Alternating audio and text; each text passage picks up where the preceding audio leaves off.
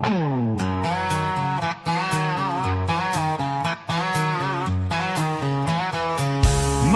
said there would be days like this when Dave and Rob start to show. There is bound to be some good times had by those who remember what Mama said. Mama said is the name of the game, and what Mama says is what Mama gets from the SFP studios. Mama is right and always right. We hold our flags high as we march to the tune of her music, because Mama said is the name of the game.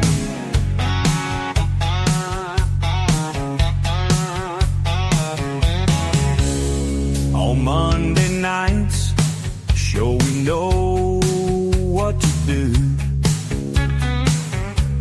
and what to say, because we love our mamas, and that's the fact, Jack. Mama said is the name of the game, and what Mama says is what Mama gets from the SFP studios.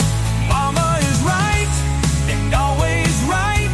We hold our flags high as we march to the tune of her music, because Mama said is the name of the game.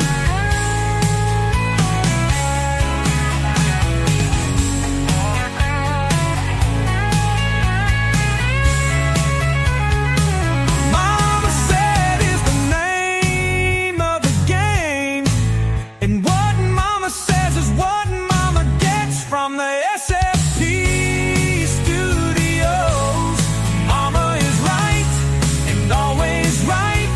We hold our flags high as we march to the tune of her music, because Mama said is the name of the game.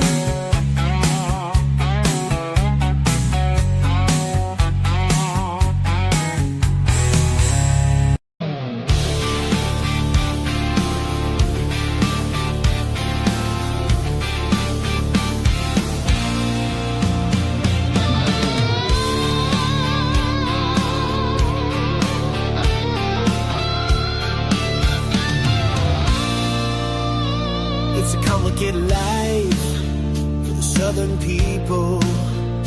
Like a small town, nothing's real. Mama's still doing wrong. Don't tell the preacher. Nothing really changes except the weather. If you can't say something nice, you don't say nothing at all. Don't want you up in my life, 'cause you talk too much.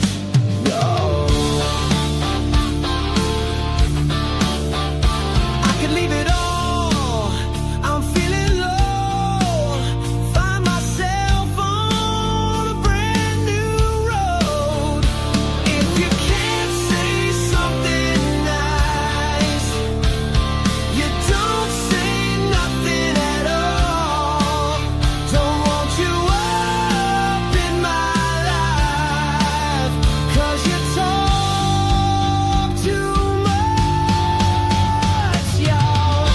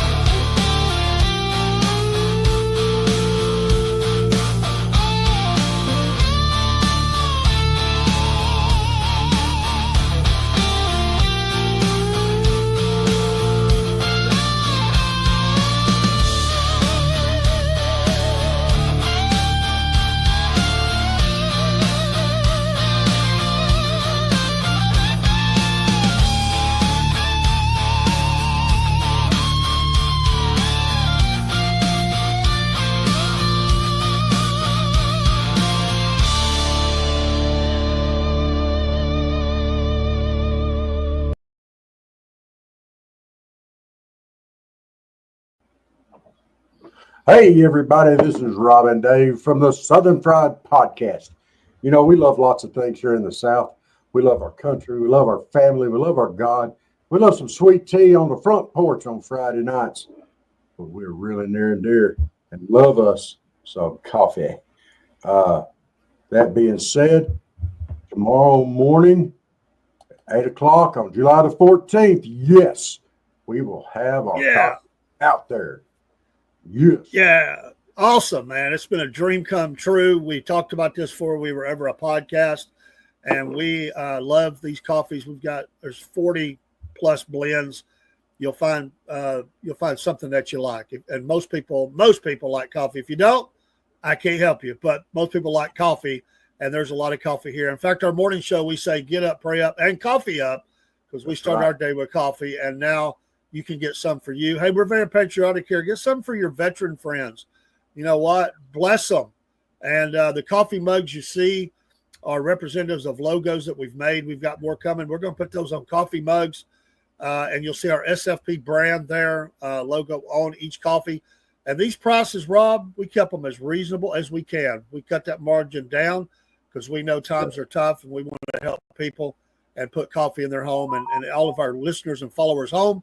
And I'm proud of this. So big kickoff, Rob. Excited about Absolutely. And hey, y'all, there's no shipping cost on this either. You do not have to pay for shipping. It's already, everything's done. You just go with it. So the price you see, the QR code works. Just scan it, and and also off of our site, our coffee store, 2 or 3 of our social sites are also linked there. And you can find some of if you don't know where we're located, you can find us there. And come get some coffee. We got plenty. And there we are. Yes, Dave in the AM, a.k.a. the Cornbread Man, with you. Sorry for the delay. Was trying to get a couple things done. Technical issues still on one thing. So I was trying to I'll send you another link, Miss Elizabeth. I didn't see that till just now. So I'm not sure what happened. It's just one of those nights. Just one of those nights. Things got to go crazy. I talk about this all the time. It's absolutely crazy that this stuff happens right as you're about to go. Just make it, Miss Elizabeth, just make it sign in with the way you want it to sign in. But who knows? This stuff is crazy. I don't know why it does what it does. Try that link. I mean, I've had that happen. I'll send a link, and it's no problem. And then be a problem, then not be a problem. So I don't know. But I was trying to correct another problem, which I've been unsuccessful to do. And hopefully that works. Broski Bar, recently, I eat cornbread all the time, man. I'm a cornbread guy. That's why I'm the cornbread man. No, that's not why I'm the cornbread man, but I eat cornbread a lot. Absolutely. Eat cornbread a lot. Rob will most likely not be with us tonight. He was, thank you for the shout out. He had a long day, said he wasn't feeling good. We're trying to get Miss Elizabeth up on the stage, and we'll see if we're successful. You know, you just gotta love it. Gotta love it. So we're awaiting anxiously. And she brought pictures. And I think she's still having trouble. We'll see. But hope everybody's had a great day. Back to work Monday. Yeah.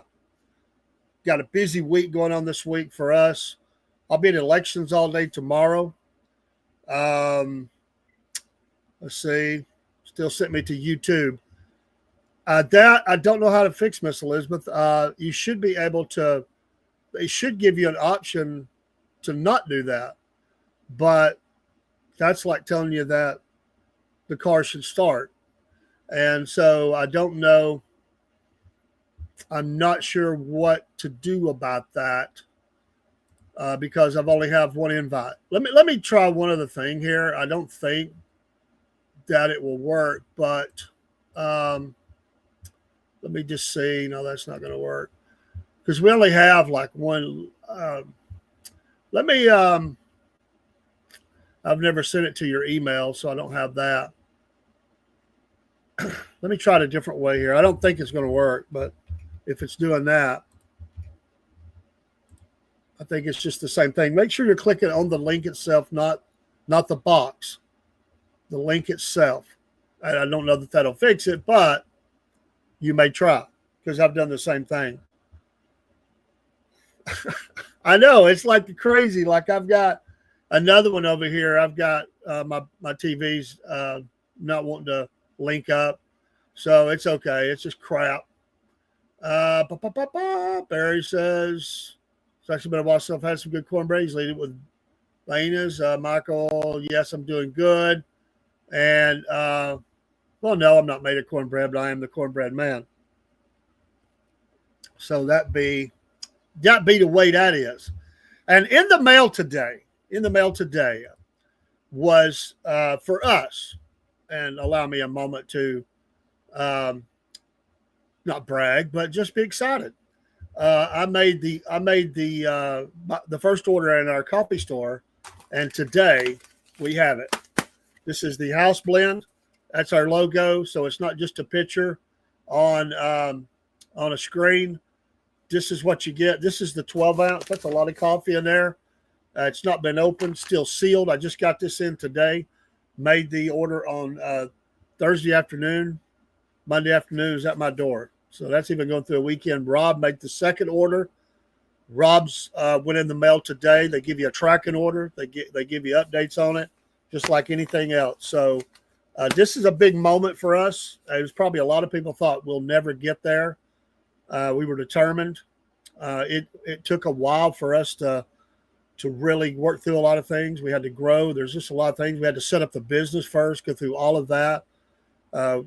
We've skinned our knees along the way, and we'll do it again.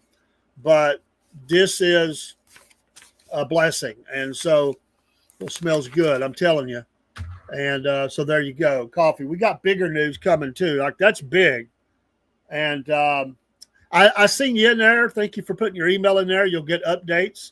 Thank you for joining that. There's a whole nother thing we got to figure out about the email. Like that's one of the things where they really try to get you. Anybody does. We're on MailChimp, and we're going to have to find out the best avenue to go because we plan on really having a huge marketing foundation. And check and see, Miss Elizabeth. I'm not really sure. Just reboot your computer sometimes or your phone or whatever. Sometimes those things can happen. I'm telling you, I've got one right now acting up. So my laptop's acting up. It won't sync up. So we'll call it Chinese invasion or hacking or something. But, just getting things done. You go up to 500, then you go up the next 500. They charge you a bunch of money. And we've always been about growing appropriately, baby stepping, but being bold when we had to be. And we've done that. I know my wife, she's been great and supportive. There's had to be times she's thinking, Lord, I hope he knows what he's doing. When I first mentioned about the Rumble Creator Program, I'm sure Rob didn't even know what Rumble was. And I said, we're going to go into the Rumble Creator Program, and I don't know what's involved with it. We couldn't even go in it at first. They wouldn't even let us in it. We felt like we were, on the outside. Matter of fact, when Patriot Mobile, we first went to them, they're like, didn't even get a response, because we were just so new. We were trying things. That's what I say. When you got to be bold, be bold. What it showed people is we're not afraid to step out, and we'll continue to do that. We've got big news coming. It'll require a lot of traffic being driven, but big news. I just can't talk. I hate to do you like that, but I just want you to know that we're constantly working on things behind the scenes. And for our Shopify store, this will not be the only thing that's in there. Coffee first, then there'll be other things. We will also link our TikTok store, which we're working on now. I've got to finish sending some paperwork up. We had some issues with them, and we're going to have that linked up to the Shopify store, and all of that will link up with our website. We just got to get all this stuff linked together. We'll still have our Threadless store. We may have a Printify store. We will have a sticker store. All this stuff will be a one-stop shop of whatever. Just everything and anything, health and beauty aids, all that stuff's coming. Just give us a little time. We're balancing. It's like spinning plates, you know. And believe me, we're spinning some plates right now, just trying to make sure that we keep everything where it needs to be, that we don't overstep, but we don't sit back either. So we have, I'm glad we're blessed. We've been asked questions about how we got some things done so quickly by other creators, and they recognize what we're doing. And we're not doing that for that reason. It's just, we're on a mission, and we have a passion for what we do. And we never from the very early days, I know if anybody had been listening to our conversations over a year ago, before we ever even had anything to go on air with, we were already talking about places we wanted to go with it. And me and Rob together have always dreamed pretty big. And there's one thing I know about America is you can still chase your dreams, even with all the crap going on. And you're never too old. Always chase your dreams. I tell people that come to work at our company, always don't let life get in the way. You got something you want to do it, because you only get one shot. And don't let anybody, I mean anybody, tell you that you can't do it or it's stupid or whatever. If it's your dream, you follow it. And I've had some looks along the way by people that, I'll be honest with you, I was a little shocked that I had those looks from those people. It told me all I needed to know. They weren't in my corner. They didn't wish me bad, but I saw it in their face. They thought, oh, he's blowing smoke. They're not going to do that. I'm driven by that stuff. I am absolutely driven to make things happen. You know, we're Southern people. You tell us we can't, we'll kill ourselves to do it. We're not going to kill ourselves, but we're gonna do it. Although we have both had of our problems, that's for sure. But chase your dreams, doggone it. I mean, do something you want to do. You don't have to be a podcast, whatever it is. You know, I hear people say this all the time. You know, I always wanted to do something, but I couldn't do it. And just chase the dream. Hey, we've got success. Hallelujah. I'm sitting here. They're getting tired of my stories. I'm thinking I got to get Elizabeth up. They're going to be running off the screen. It took a little while, but hallelujah. I'm telling you, and I've right before I was sitting here just playing on my phone, you know, loading some stuff up. I was checking on things because we got all these sites and stuff. It's constantly checking on that, and I sit here going, golly, and I was going to tell you if you got up, I was going to say, hey, I'm probably going to play an extra song. Plus, I've got a commercial I'm going to play because I was over here fighting this technology, and I'm still fighting it, and I don't even care. Like, buoy on you. Buoy on you. But how you been? I'm good. How is everybody? Well, I think everybody's good. Rob's been going all day. He's a little wore out. He said he didn't feel good, so you never know with him. He may pop in. We talked about, and I do have a theme tonight. I do something I want to, and it's in the title. If anybody looked at the title, you saw it. But I want to just loose kind of a round robin of whatever stuff, and you've got some stuff you want to talk about too. We're going to do that. But you know, when God, I just forgot what I was going to say. You know, I mean, our brain goes brain dead. But you know, with all the stuff that we have going on in our lives, it's such a blessing. And what I was going to say is the podcast. We were talking about this last night, I think, or this morning. I don't remember when it was. It wasn't last night. I think it was this morning. Or maybe it was last week. I don't know. But the podcast is a therapy. And you know, some people, you know, I've had people say, "My God, you broadcast a lot." Like, you know, why? I said, "I love it. I love it. I could eat it for breakfast, lunch, and dinner. I have to make myself stay away. And if I'm in the studio and there's work that I have to get done, and there's just absolutely, I enjoy doing that because it's part of it. But I look at the screens because all these people, they're my friends. And it's like, I've got to check in with them. It's like, golly, I can't believe I'm not on the air. It's torture for me to sit in the studio and do work.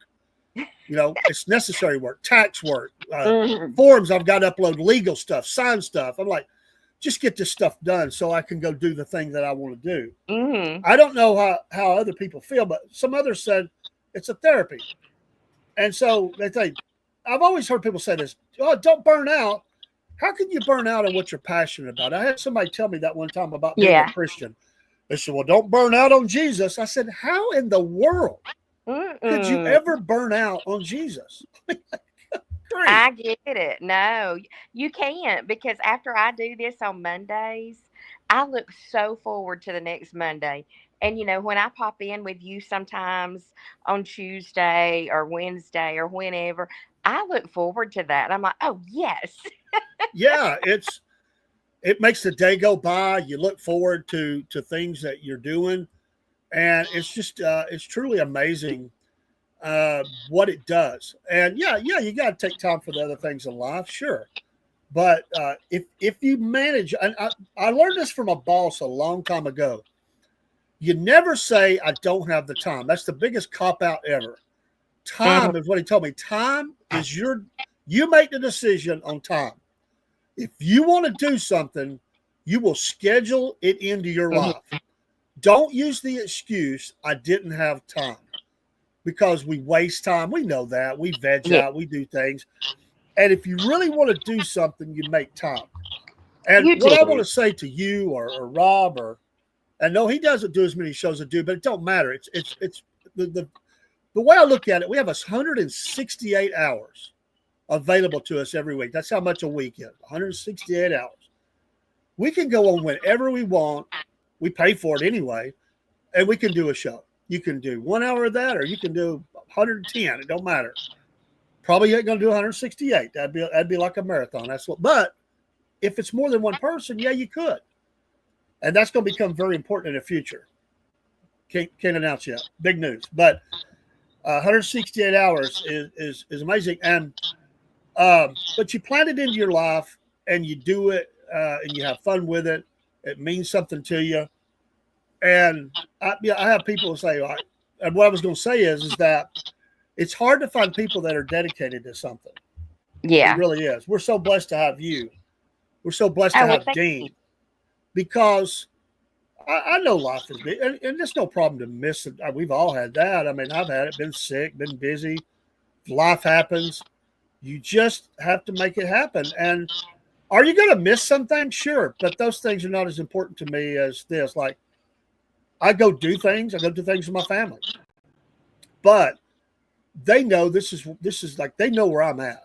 They know. Yeah. In fact, if I'm not online, they will ask me, like, you don't have a show? Like, what's wrong with you? Like, why are you here? You're supposed to be there. Is something wrong? I mean, that's how ingrained it is into our life.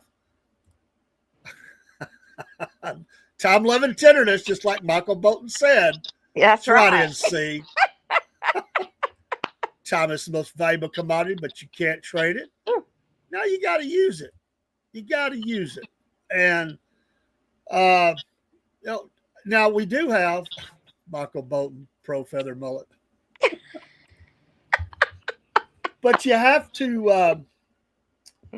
You got to watch the time stealers. The time stealers will steal time from you, and time stolen you can't never get back. It is. So people will steal your time if you let them, and they'll obligate you to stuff. That's like we've talked before. How I wish I could go back. And which you can't because they're gone, and just sit and talk with my parents, my grandparents, and just get historical things, talk about their life growing up, get names of relatives and things like that. And you can't do that now because they are gone. And, or I wish I could go back to my younger self and say, don't do this, do that. Or don't make this decision, make that decision. And your life would be so different if you could do that. But you can't. You can't go back in time and change those things. You can't live with that regret by no means. A friend, see, Native, you're He's always got something. Oh God, no. I probably shouldn't have put that one up, but No, that's hilarious. we're all adults. It's okay. Okay. So But, anyway, but yeah. listen, I want to. You got my 2 pictures of my duck, I'm right? fixing to do that. Yeah. Okay, so I'm going to talk about my duck really, really quick. Hey guys, listen, I need some advice on our little duck on our farm. So you see how its little legs are crisscrossed, and he can walk. I don't know if it's a he or a she. I don't know. There's supposed to be a way you can tell by their little quack. Well, I don't know.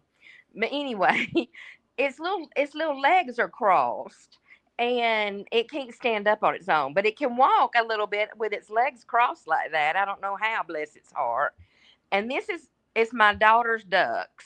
These ducks are. And so it can't stand because its legs are crossed. I need help trying to figure out how to like the webbed carrot. I know it's so pitiful. It's pitiful. But you like I have to go in and pick it up because my daughter and them are on vacation. And so we have to go in, pick it up and bring it out. And it sits under the little shaded area under the barn, and it's where the feed and water are at. And it gets to the feed and the water and everything. But if there could be some apparatus that could be made even to help the legs stay uncrossed so it could walk. They should have done it when it was little. I'm mad at them for not doing it. My daughter and son-in-law, I'm mad at them for not fixing it. I don't But think I've ever seen that before. Of course, I I'm not haven't around either. I ducks all searched. the time, but I searched for like on the YouTube, for crossed legs on a duck, but I didn't see anything come up. And you can uncross them, but they just cross right back. And I'm thinking, if they could just something that could keep them uncrossed. yeah, So like a splint or something that wouldn't hurt, yes, and just kind of like braces for a kid who's trying to keep their legs straight.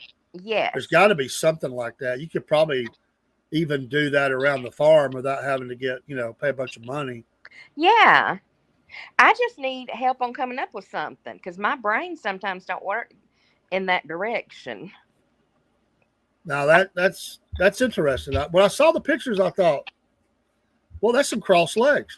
I know. I thought you were I didn't know they were like that. I thought maybe it was just something that the duck did. And I thought, I don't know, maybe that's a certain breed or something that does something like that. So No, it's just one of those little white ducks that you can get like at Tractor Supply. well, That's where I've that little never duck seen comes nothing from. like that.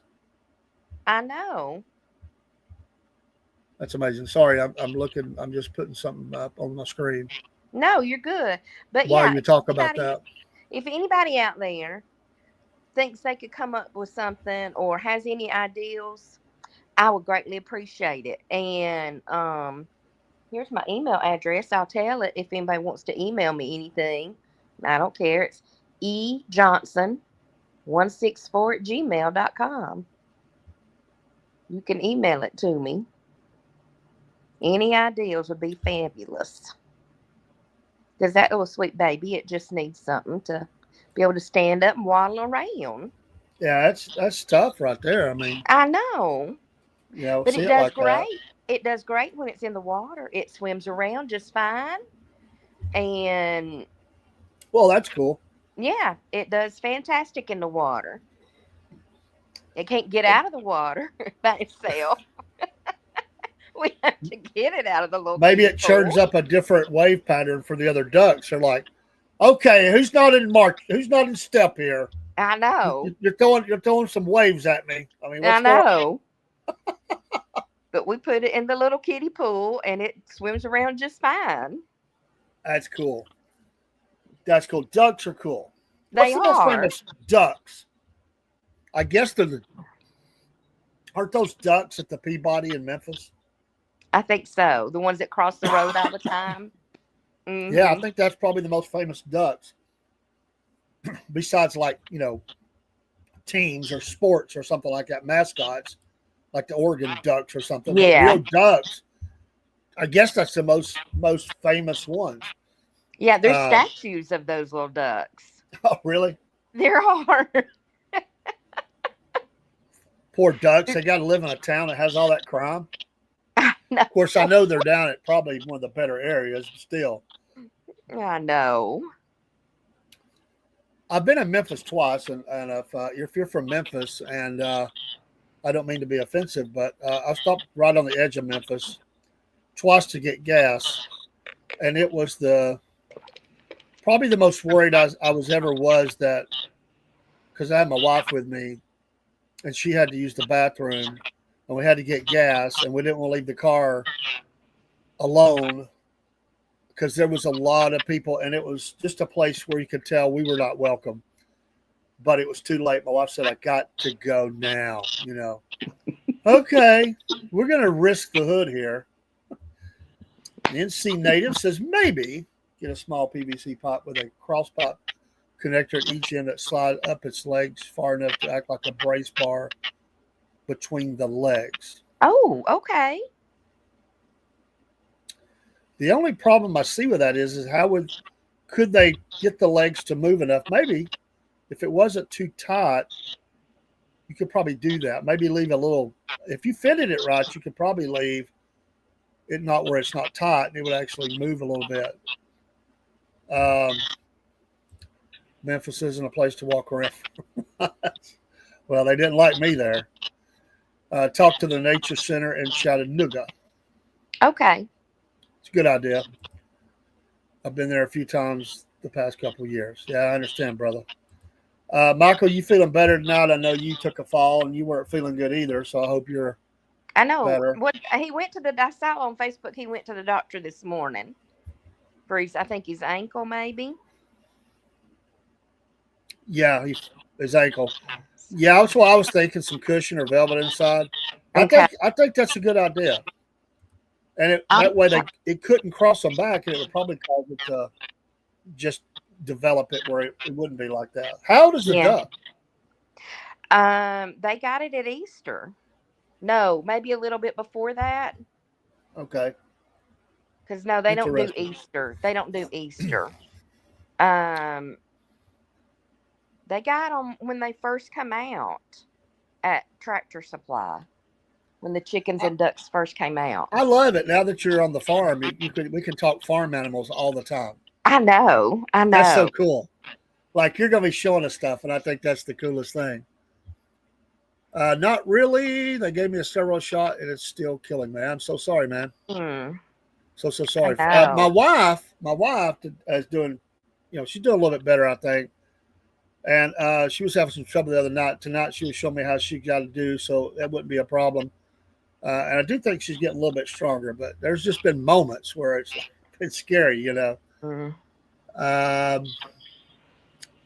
All I know is you have to keep him in a row. Ducks, Very. Yeah. So funny. would he be the black duck of the family because he's got something No. He's not. Oh, well, you're right, broski. And years ago, my youngest son was just a little fella. And we went there, and that is a rough area. We stayed at the hotel. The hotel did a good job with security, but I didn't want to stay outside the gates of Graceland for long. I'll say that. The sidewalks can be dangerous there. He says just a bad muscle sprain. Well, and so here I am. Wife has had a rough couple of days. Had to leave the program Friday night a little bit. I was at work. I do a show called Southern Talk on Saturday, and I did a long show, like 2 hours. Got ready, went to work. About 2 hours into work, Kaylee calls me and says, "I've fallen. I think I've broken my foot." I'm like, "Are you kidding me? No. What is going to happen next?" I said, "Well, let's see." She borrowed a boot from the neighbor, and I think it's just a bad sprain. It's getting better. She showed me today. It's going to take a little bit though. The dog ran into her, and she tripped. You know how you'll step real hard? Mm-hmm. And even for a 13-year-old, there are just some things that are very hard on the body. Duck, duck, goose. Yeah, I know, right, Miss Jenna? Wow. I mean, Well, crazy. from my back accident up in Canada, my ankle still hurts. Oh, It yeah. was just a bad sprain. It's still swollen and everything. But yeah, I mean, there's places on it that's still very touchy tender.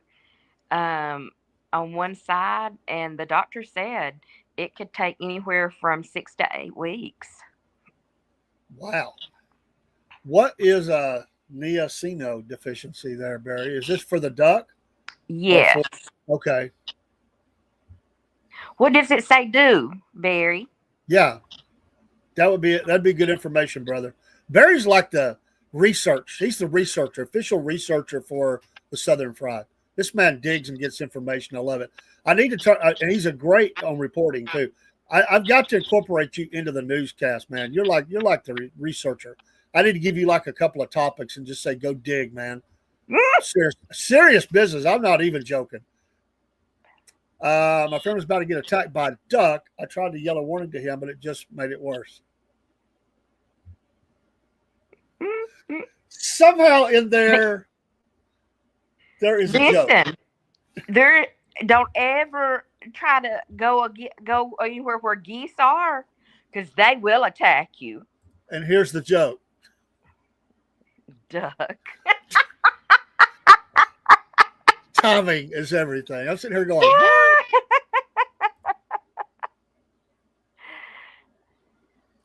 well, you know, Michael, when we get just a little bit older, Mm-hmm. you know, I told y'all You can sleep official- wrong. I'm officially old now. The girl at and I say girl, I mean she's got to be around 30 or a little more. She called me Pops the other day, and I went, "Oh, Pops." I've never had a female call me Pops.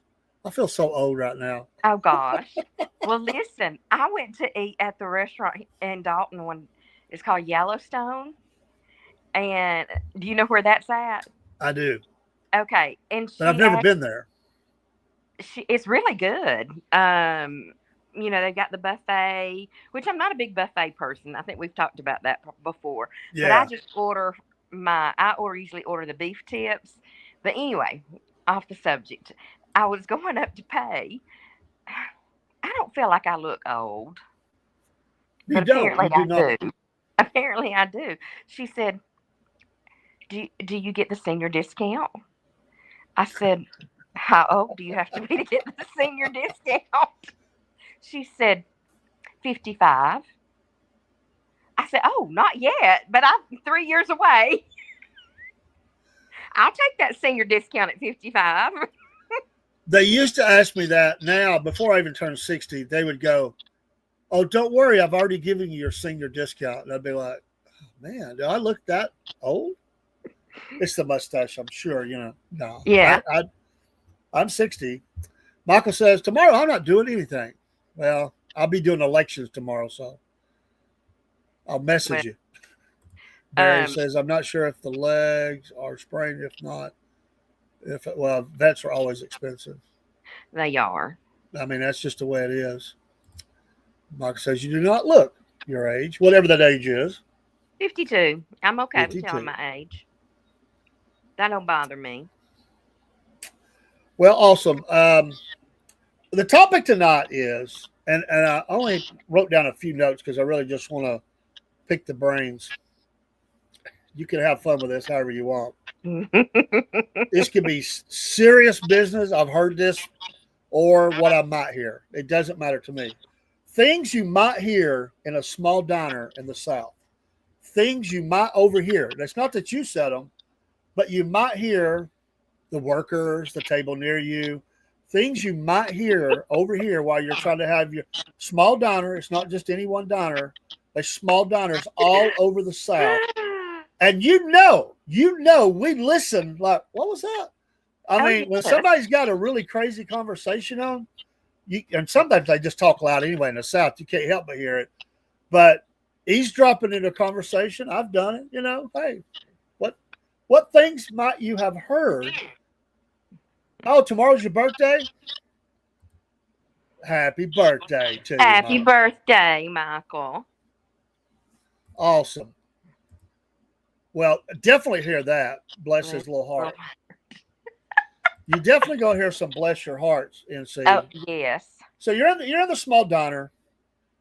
I have heard so many things. I've probably forgotten more than I can remember. But you hear.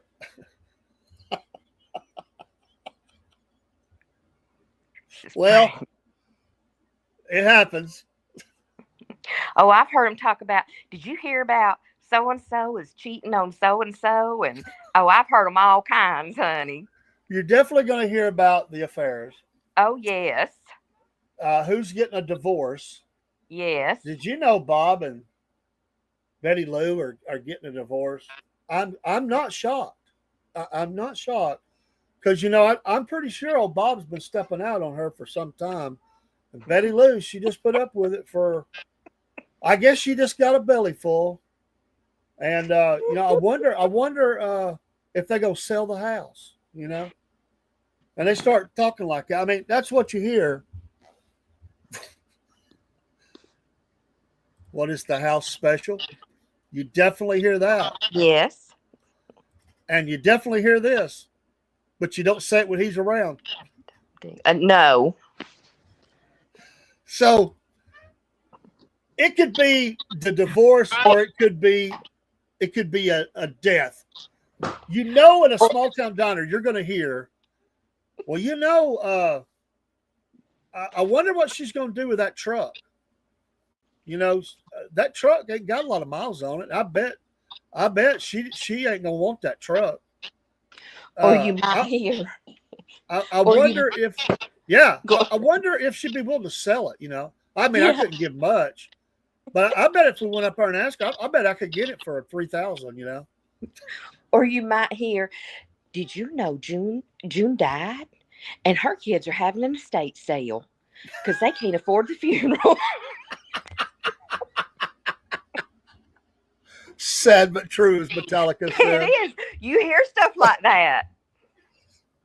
I'm gonna go up there and see what they got. I'm gonna go up there and see what they got. They invited me over for dinner one time, and there was a couple things I saw while I was there. I mean, I know he had a couple of guns, and I think there's a fishing rod up on the wall. I bet I could get that real cheap. I'm gonna get there early because I want that fishing rod and them 2 guns. And there's some other old guy going, I wonder how long it's proper before you ask her out. Yeah. Yeah. There's somebody. Yeah. Somebody said, well, she didn't really even like him. She stayed with him because he had a good job. I mean, he had money. I don't think she loved him. So, I mean, you think a couple of weeks and maybe go up there and try to invite her out? Yeah. I mean, after he's in the ground, and Yeah. I mean, I wouldn't count. I wouldn't start counting the days until he's been in the ground. At least 24 hours. Yeah. 2 weeks. I mean, that's enough time to mourn. He really wasn't that nice of a guy. Michael says, "Old Sue is dating an 18-year-old man." Cougar.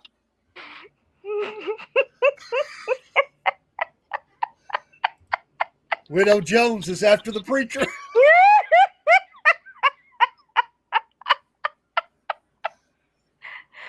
And on that note, and I'll be a preacher. On that note, you're going to hear, we got a good preacher. I mean, he's good. He's solid. I like him. He's a good, godly man.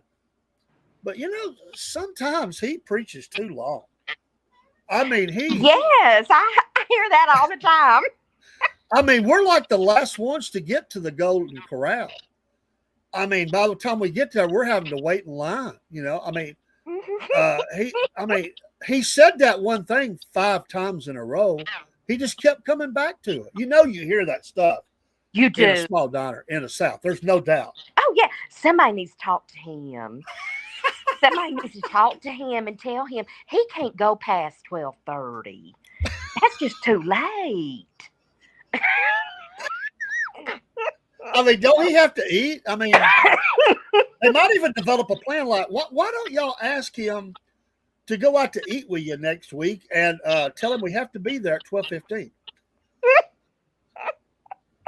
We want to have you out to eat with us, preacher, but I mean, we got to be there at 12:15. I mean, The babies get tired and the kids have got to eat.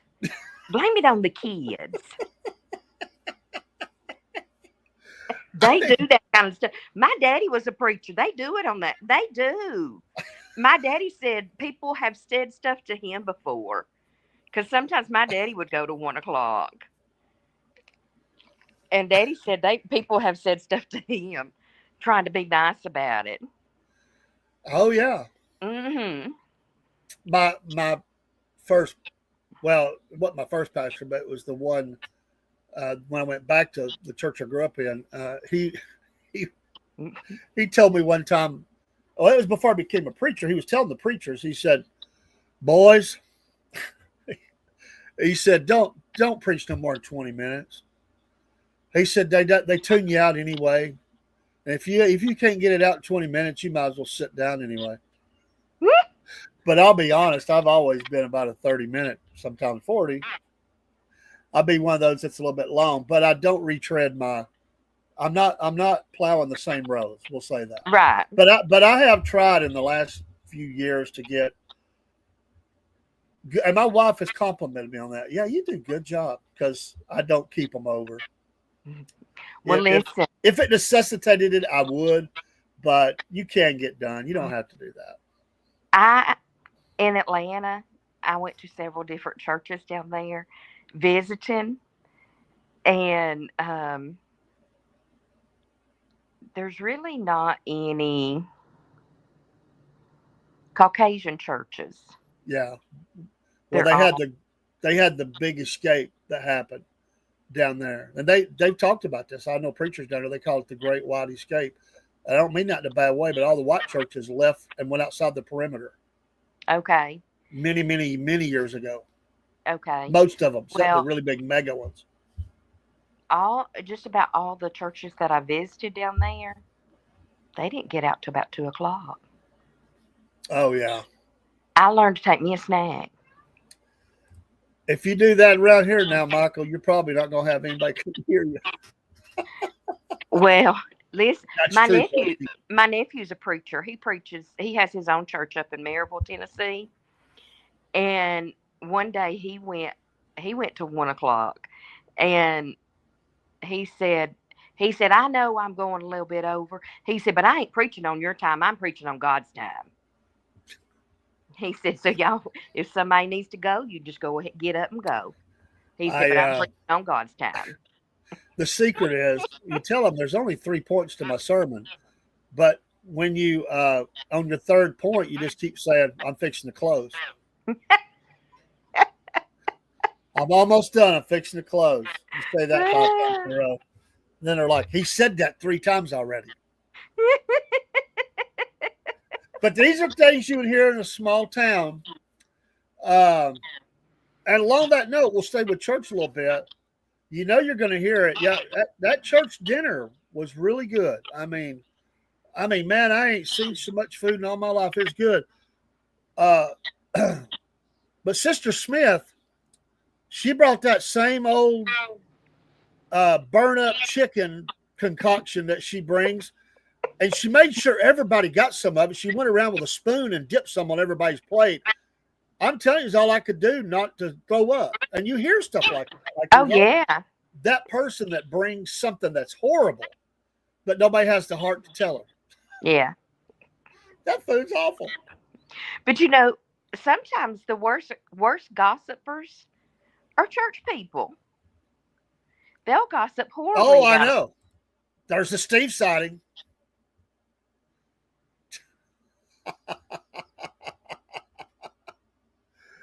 I love you, Steve. Someone once told me the only difference between a sermon and a rant is a theology degree. Oh, that's pretty good. Oh, yeah. I just tell them to order lunch and supper because I was feeling the fire. There you go. My nephew posted something the other day about people gossiping in church, and he said it's sad that I hear more gossip in the church talking about other people in the church Yeah, than is necessary. He said you never know what somebody's circumstance is, but you're gonna that's sit and true. gossip about it. Yeah. Uh, or You know, you might uh, you might say, "Oh, look, she came in her blue jeans today."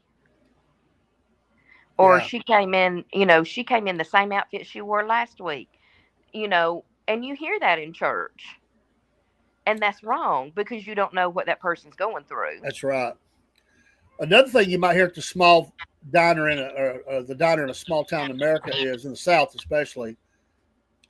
Well, they have a good offering. I mean, they some givers there. I mean, they've got some money people, and but they won't come off that. They won't come off that money. I mean, my cousin went up there and he needed help with his light bill, and they wouldn't give him no money. And you hear that stuff, but now sometimes they don't know. They got half the story. Yes. Because I know, because I've been the guy to help with that many times, Mm-hmm. and they change the story, and they'll tell you that they didn't help them. We used to help people in a trailer park, and it was always a need. We was really reaching the kids. We were trying to help. We would give groceries and all that stuff. We paid the light bill. We had paid the light bill for this one family 4 months in a row. And Oh. at some point, you got to say. So what we told them was we came up. We didn't just do it for them. We came up with a basically a plan, which we didn't have before, because they were wearing our pastor out. One thing is we said, don't go to the pastor, come to us. And what we said is if we help you this month, you got to wait a month for us to help with the light bill again.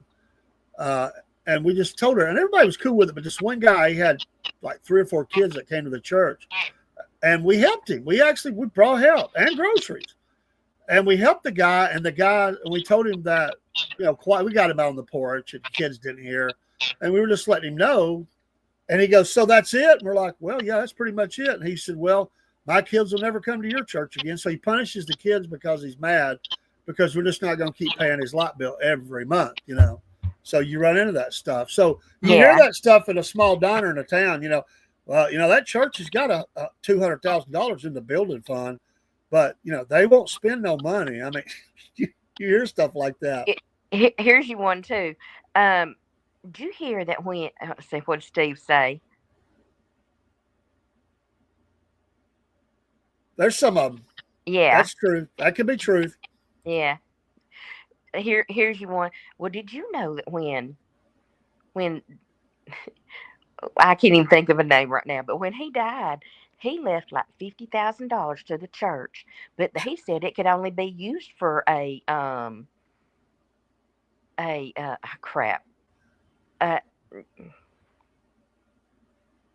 can't even think of what it's called now. I had it in my mind a minute ago. Like a fellowship hall or something? No, like a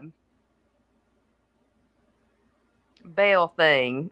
Tower bell. Yeah. Bell tower. Yeah. And then they're saying, but that church ain't going to have no bell tower. I don't know why he did that. That church is too small for a bell tower.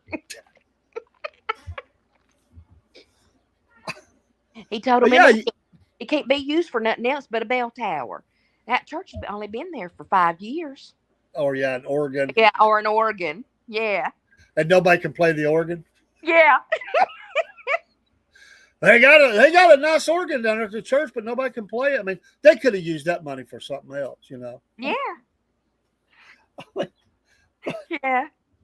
But when you're sitting in these places eating and you hear all this conversation going back and forth, and it's juicy. I'm gonna tell you, just close your mouth or eat, but open your ears and you'll hear it all in a diner in a small town of America in the South. There is no doubt about it. He was an organ donor. Was that dedicated? But that you could just go to the Waffle House. Oh yeah, and hear all that. 100%. 100%. And so while you're there, you're going to hear stuff like this too. You think I could work over this week?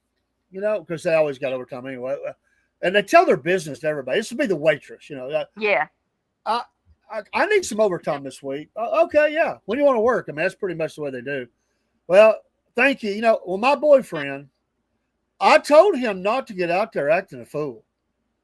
And, you know, he got them new tires on that car. And he had, you know, he was drinking just a little bit. He wasn't drunk. He was just a little bit. But he spun them tires out. I told him not to do it, especially at 3 o'clock in the morning. I mean, you know, because that's the only thing on the roads, them police officers, the cops, they're the only ones out, that and the drunks. But he wasn't drunk. I mean, he was at a party, but he only had two drinks. And he spun them tires, and they pulled him over. And, you know, we had to bail him out and everything, and they're saying he was a DUI, but he wasn't drunk. I mean, we're going to fight it. Of course, we'll have to get a court-appointed lawyer, but we're going to fight it. But we lost that money. That bail money was our, you know, we got to pay our rent. Oh, good. We pay by the week, you know. We pay our rent every week, and you know, so you hear this stuff, and it's like, why would the people just tell that to everybody? I mean, it just TMI. You know, that's what I'm thinking. I'm thinking TMI. You know, it's like, there's no joke. I was in Cordele, Georgia. There was the cook, me, and one other customer. The waitress, her boyfriend comes in, and he gets in the car and tears out of there. The cops go after him, and she runs. They stopped him as soon as he got on the road because of the way he tore out of there. She runs out there, and I can hear the cops ordering her to back off. And then he got arrested because he had a warrant for his arrest for not paying his fines or something. And so he goes to jail, and she's mad. I've also seen in small diners that the cook and the waitress are dating, and she thinks he's been two-timing him. And I've seen this run out of the restaurant arguing. And I'm sitting there, me and my family, and there's one waitress left, no cook. The other waitress, they're gone. And the waitress walks up. This is a true story. I was at a Denny's. Denny's is about like Waffle House. The stories are almost the same. Love Denny's. I love Denny's, but it's the same. So she walks up and she said, "What will y'all have tonight?" And I said, well, my question is, are you going to cook it? Because the cook's gone. And she said, "What are you talking about?" I said, "They just tore out of here." And so she turns around. She said, "Well, I'll be GD if you ain't right." I mean, that's right. And I'm like, excuse me? And she's like, them two, they've been arguing. I mean, they're toxic. They're a toxic couple. And they do this all the time. I said, "Well, are they coming back?" She said, "Sometimes they do and sometimes they don't." She said, "But if you put your order in, I'll make it." So she took the order. About 20 minutes later, here they come back in, all lovey-dovey. Oh, good Lord. There's no telling what they did in that 20 minutes. I'd be afraid for them to make my food.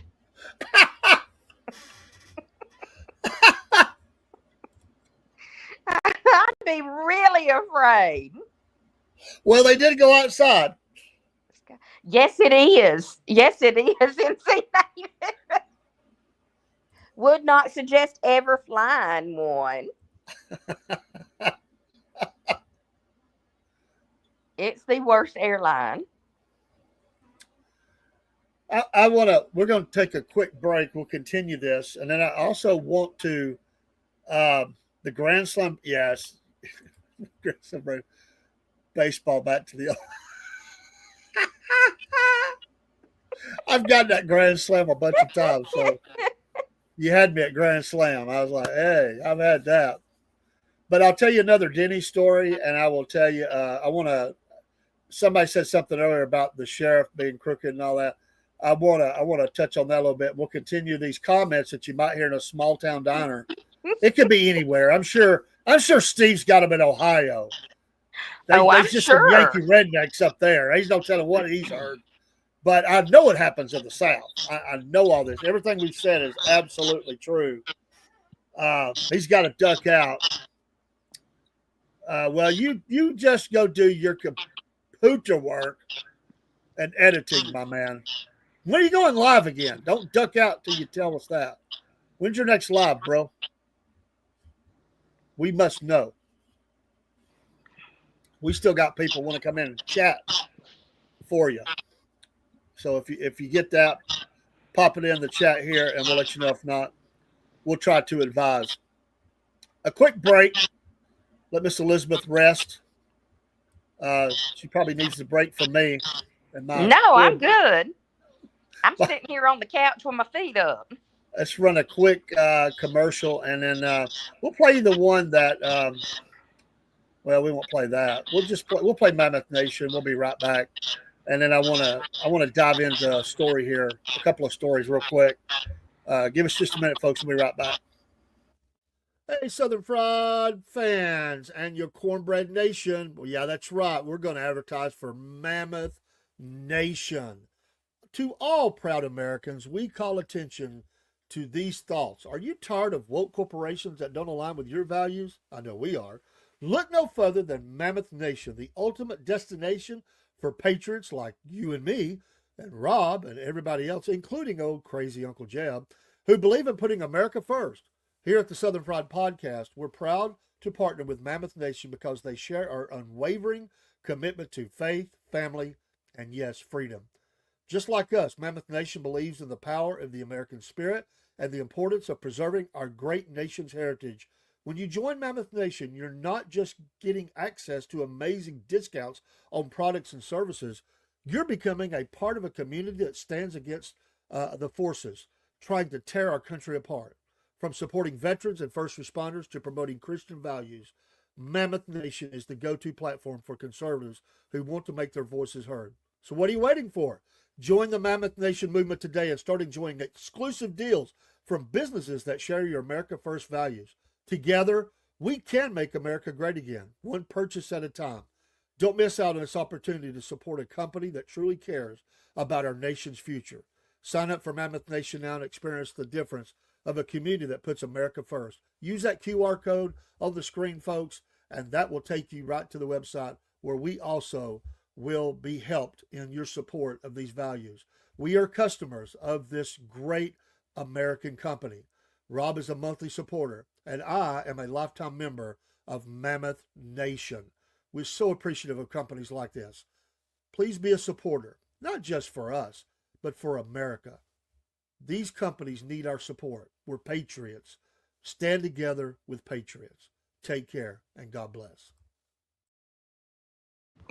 All right, Patriot Mobile. You've heard us many times. Make the switch today. In fact, I need to call them Wednesday. Tomorrow I'm going to be quite busy. I've got another phone or two I need to switch over. But Patriot Mobile they're an amazing company, just like Mammoth. And we're in it for the long haul with these guys, Mammoth and Patriot Mobile and Dubby and Podbean. All these are products and services that we use. And then, yes, we are so excited to have our coffee line. I'm just stoked about it. I love coffee. I said we have to have our own coffee line, and those logos like that one for Mama Sal. I love that. I love all those. The Patriot Morning. We're gonna put those on coffee cups in the merch store. So if you want to get hold of something like that, we'll make sure you got it in the store. And then later on when we do festivals, I'm hoping to put some of them on the bags as well when we sell at events in the fall. In the fall, we're going to be doing the Green Eyes Festival, second year. And yes, I'm going to have a Green Eyes coffee special blend, we hope. So we're working on logos right now for that. It won't say festival. We're not going to walk over what they're doing, just from the Southern Fried. And look forward to that. Thank you for the Miss Cindy, if you're still listening. Thank you for that. We appreciate it. Discussion night is, and Steve said he'll be back on Friday night maybe an impromptu one day, but catch him on Friday night. And I know some of you couldn't find him Friday night, and just give him a chat. He appreciates that. It'll help him as a content creator. It's a new rule we've got, so it helps us all. We've made ours for the month. We're good. Thank y'all. We go around ourselves and help others, and they come and help us. So it's a great family up on Rumble. And if you don't have a Rumble app, please get it, because we just never know what's going to happen. Some of these people are just crazy, and they just cancel you. And many of them that we're on have done that to people. We hope it doesn't happen to us, but we never know. So Rumble will be the fallback in a couple of more in case that ever happens. But Rumble absolutely is the baseline for us. So we're talking about things you might hear as a diner, and Steve said people couldn't find me because we've all done that, Steve. I broadcasted from my account and not my channel. Won't happen again. Well, and what's weird is I knew that something happened because I'm like, well, Miss Jen says she's watching him. So I did a little search. I've learned how Rumble to just do different things. And I said, well, there he is, because the first couple of 3 tries, I didn't find you. I just kept doing it. I said, there he is. And so I told the people, go find. And some of them could find you, some of them couldn't. So how many do you have your chats yet, Steve, before you go? Are you close? Where you at? I've got a couple of more that I can bring myself. I did chat with 2 of them. You may not have known who one of them was. It's my personal account, not the podcast account. But I've got family that I'm going to send there. So anyway, it don't matter. We're going to make sure to do that anyway. We got plenty of time. Tomorrow's halfway through the month, or basically, and so we got time to do that. And thank you for coming over and chatting with us. We appreciate that. So I'm going to tell you my Denny's story. It's not real long. And this is real. It's just true. It happened in Pigeon Forge. We like to go up there. And we always do one time we'll go to Denny's. The kids like it. They get little stuff, there's always something for sale there, and they'll sell you, especially when they were smaller, they wanted all that stuff, that free stuff. Wasn't free for us, but it was free for them. But anyway, we went in there one night. We had traveled all day, but everybody decided they want to go to Denny's. We didn't get in until like 7:30. So we're probably up at the Denny's by, I want to say 8:15, 8:30 at the latest. Steve says, I don't know where to find the chats in my dashboard, but I got 26 hours to go before okay. Yeah, I got you, man. You're all cool. Yeah, man. You take care. See ya. Bye, Steve. Peace out, as they say. So anyway, you know how it is. You go to a place, you're talking and everything. They bring the drinks. It was a little slow, but we got the drinks. The restaurant was not packed out. There were 3 or 4, maybe 5 families in there. Not even big families, just, groups. And, well, my God, it just went on and on and on. And the lady come back and she's refilled our drinks like 2 or 3 times. And finally I asked the lady, I said, hey, we got any ETA on that food? I mean, we're patient, but we've been waiting a long time. And the lady said, yeah, I am so sorry. She said, I'm the manager, actually. And my cook walked out on me tonight. And I thought, well, why aren't you back there cooking? And she said, well, I had one waitress that didn't show up. So it's me and one waitress. That's all we got. She said, I promise you, if you'll just hang in there, I'll get you food to you. I'm working on it. We're fixing to start your order now. Well, I felt bad because she just seemed pitiful, like she was going through all that. And I said, well, yeah, if it's not going to be too long, that'd be okay. And I'll be doggone. I bet, I'm not kidding you when I say this, it was another hour and a half. And right at the time I was Oh, supposed to get up and walk out, they come around the corner with food. And you say, well, how would you sit there that long? Well, we were talking. We weren't really, we're just talking about things you want to do. There's like 4 adults, 3 grandkids, and we lost Miss Jenneth. She'll be back. So anyway, not Jenneth. I'm sorry. My brain. Brain says one thing, mouth says the other, Miss Elizabeth. But I thought, why would they do that? Why wouldn't they just tell us? I thought, why wouldn't they just tell us it's going to be like really long? Honestly, why didn't they just close the restaurant? exactly. I hear them ducks. Sorry. It's the little crippled duck. We left there. We left there. It was seriously after 11 o'clock. 11 o'clock. So that's crazy. We put in about 3 hours, maybe a little more, in this restaurant. I couldn't believe it. I absolutely could not believe that it took that long. But I love Denny's, but they got the same problems as a lot of them. And you're liable to hear anything while you're there. And you know what? We didn't get no discount either. They run that bad boy up full price. We didn't even get some sort of a 10% off or something or some sort of coupon. Nothing. Nothing. Like, you'll pay it, big boy. Why didn't they call somebody else in to help work? Is my question. I don't know. I don't know. But if I'm a manager, it's me and one waitress. And there were people coming in as we left. I told my wife, and I said, because I think it's a 24-hour restaurant. I told my wife, I said, these people think they're going to get a meal. I said, it might be 4 hours before they get food. Who knows? Oh, honey, no. But I said, it'll at least be 2 hours. They're walking in, talking about what they wanted to eat. And I told my wife, I said, it'll be 2 hours before they get food for sure, at least.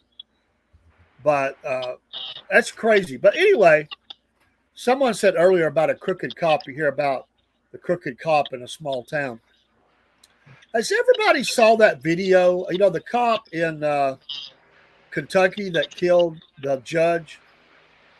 Have y'all seen the video from the camera, from the police, how he acted after they've arrested him and they're going to transport him to the jail? No, I hadn't even heard about it. Well, these guys were friends.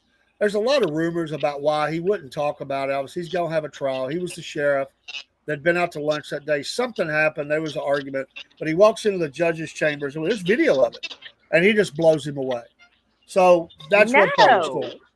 And then he comes out and gives up. He's a big old cop, too. He must weigh 400 pounds. I ain't kidding. He's at least 350, 360. He's a big old cop. He kills a judge, just shoots him. The judge is even trying to get under the desk, and he just leans in and fires off 3 more rounds. It was an assassination of the guy. And I don't know the guy. I don't know what the guy's deal was. It really don't matter. You can't just walk in and start firing at people. So he's going to jail. He's got a family. This guy's got a daughter. Some say that, there's a lot of rumors about it. I don't want to say and get sued, but there's a lot of rumors about what they think. I won't lay my phone down. I got to collect eggs. You're fine. There's a lot of rumors about what they think that might have been going on between this judge and this guy. But the point I want to get to, that's a whole nother story, and we'll see when the trial begins. This guy is scared to death that they're going to kill him, that they're absolutely going to kill him. And he's like, come on now, y'all treat me right. Come on now. He is scared to death. He said, I know how it works, boys. He said, when you get me downstairs, you're going to shoot me, ain't you? You're going to kill me. He goes, he said, I won't cause no trouble. I don't want no problems. I just don't shoot me now. Treat me right. And it went so bad. They're promising him, like, listen, we just want to get you to the jail. We're going to take you down a back way. We just want to process you, man. We're not going to do nothing. It was so bad that before they got him down the stairs into the car, He says, I know what you're going to do. I know how the game is played. He said, empty my pocket. He said, pull my pockets out so everybody can see I have nothing in my pockets. Wow. He's pretty much admitting on camera that they've run over people, that they planted drugs as police officers. At least he has. Because he said, I know how the game is played. He said, there'll be something in the car. You'll put something in my pocket. And he made him pull his pockets out. And he still was scared to death as he went down. And he swore up and down several times. He said, I know you're going to kill me. I know you're going to kill me. He's like, come on, man. Come on. I mean, it was amazing. Look it up. Look up. There's YouTubes of it. They've got somebody has filed a Freedom of Information Act or something. They've got the video of inside that was released first. But these other videos where the police officers had their cameras on, those come out later, and there's multiple of them because there was multiple police officers that met him there. And what we heard in the beginning was he come out and gave up and said, just treat me right, boys. And he did say that, but what they didn't say, because until we saw the video, was how scared this guy was. This guy was a sheriff, and he's scared to death they're going to kill him. Fellow officers, city, county, whatever, to the point he's even afraid they're going to plant drugs on him and put him with even more charges. Like, I don't even know why he worried about drugs. Or maybe he was worried about, I don't know, some other evidence being put in to implicate him. I don't know. But he said, I know how the game is played, boys. I know how this works. I know what you're going to do. If that's not incriminating for a lot of police offices across the U.S., nothing is. And I'm not saying that all of them would do that. I'm not. Wow. But we know there are people that said there's been drugs planted. And by the way, we have had that happen pretty close to here, where there was, you remember the case down, and I don't particularly want to say the county, but you can look it up. It's a couple of counties from me. And the first thing that happened was, well, this girl, she went to the authorities, and the judge, the judge was forcing girls to do sexual favors for charges being reduced or even dropped in the chamber. Yep. And the other thing that happened was there was a police officer working with him on the force, and they were planting drugs. Planting the drugs. See some pretty girl, plant the drugs, haul her in, and then make her do things so that they would all go away. This was going on. You can look this up. You can look it up. And so how much of that has happened? Who knows? Only God. But that's damaging that a sheriff would say that and say to all these officers, look, boys, I know how the game is played. I know what's going to happen here. You're going to kill me. You're going to plant drugs on me. You're going to do. He was scared to death. Just go watch the videos. It's quite a bit of video. There's several camera angles. And this guy is absolutely scared to death that he's not going to make it to the jail. He said, I know what you're going to do. You're going to kill me. I mean, because of who he killed, I guess, being a judge, that he felt like they would take revenge and kill him. That is damaging. There has to be more behind why he killed that judge. I think there is. I think they asked him on the camera. They said, listen, you got a right to attorney, but do you want to talk about this? And he hesitated for a minute, and he goes, no.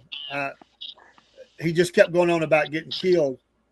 But he didn't want to talk about it.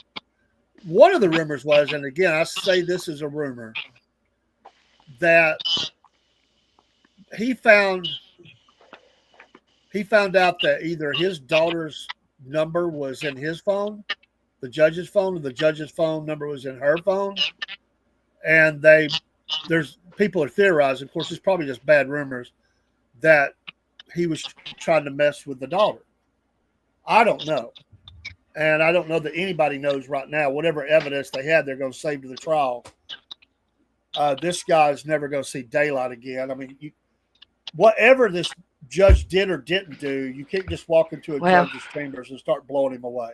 It was a premeditated assassination. I mean, he just killed him. It's in Kentucky. I don't remember the town. I think it's Kentucky. I'm pretty sure. All I can say is it was my daughter, and it was a male judge. He'd probably get whacked too. He was trying to do something with my daughter. But that could be just a bad rumor. I mean, so That's possible. they had an argument. What I've loosely heard, and I haven't kept up with the case because I've just been waiting for it to go to trial, that they had an argument at lunch. They ate lunch together every day. They had lunch that day, but some kind of argument happened that day, and it must have got heated. But you can pull that video up of him killing the judge. He can't deny he did it because it's all on video. That's a tough video to watch. I feel bad for his family. It's all out there on the internet, and they're going to have to show that in the trial. But what was going on, I don't know. But how many people has this guy run roughshod over? How many people has he put in jail off of planted things or instructed it to be done? Maybe he kept his hands clean, but he told somebody else to do it or turned his head while it was being done. He said, I know how this works, boys. I know how this works. He said, empty my pockets out. Pull them out. He wanted everybody to see his pockets was out. Wow. He said, of course, I can't remember every little thing he said, but he kept coming up with these. It was almost like a paranoia. I mean, it was like at some point you're thinking, golly, man, is everybody crooked or is he just paranoid? Was he on dope? I don't know. You know, like he do some meth or something. I don't know. He didn't do meth long if he did because this guy was a bigot. I don't think he was doing drugs. I think that come out clear, but. And where was this again? I think it was Kentucky. Hmm. Sheriff kills judge. That was last year. And it I hadn't think went to trial yet. I don't think it was the beginning of this year. It could have been. I want to say it was late last year, but I don't remember. But just go watch the videos if you get a chance, and you're like, wow, what the heck? But anyway, somebody said something about a crooked sheriff, and well, he's definitely crooked. He's a murderer. You know, got to go through the trial, but I mean, the video's there. If I'm him, I plea anyway. You can't beat it unless he's going to try to go for the temporary insanity defense. Some said he was acting like that to try to go ahead and think ahead to put that defense on, that he was going to act crazed and so to not act normal. But the way he incriminated those officers, it would make him look bad too. So I don't know about that. I think he was generally afraid. He looks afraid to me. I don't think he's putting on an act. I think the guy's generally scared to death that he's fixing to get whacked. They like to never got him to the car. He didn't want to go. He didn't resist him or anything. He just kept. I mean, he looked like he was about to cry. You know, like, come on, guys, think of my family. You know, and my daughter. No. But then they asked him, well, why did you do this? I don't want to talk about it. He wouldn't talk about it. So I don't know. It's a very strange case. But I don't know. I find myself fascinated by stuff like the court system and stuff like that. It makes me angry just like anybody. But I do find it extremely interesting. But yeah, if you go to, speaking of going back to our topic, if you go back to a diner, and if it is a place that's frequented by the police and the judges and the court workers and all that, you get some good stories. Oh, I was Lawyers, they might not talk specifics, but you can tell they're talking about cases. You know, I've been in restaurants and heard that. You know, they wouldn't say nothing that you could point right to a guy, but you could hear them talking about stuff that was going on within their things that they were working on and stuff. Not names or nothing like that. But yeah, They hear a lot. And my sister used to work at a restaurant, and it was right behind the Catoosa County Courthouse. And she had them all come in there, from judges to prosecutors, defense attorneys, police officers, you name it, they come in there. So she got to hear good info. I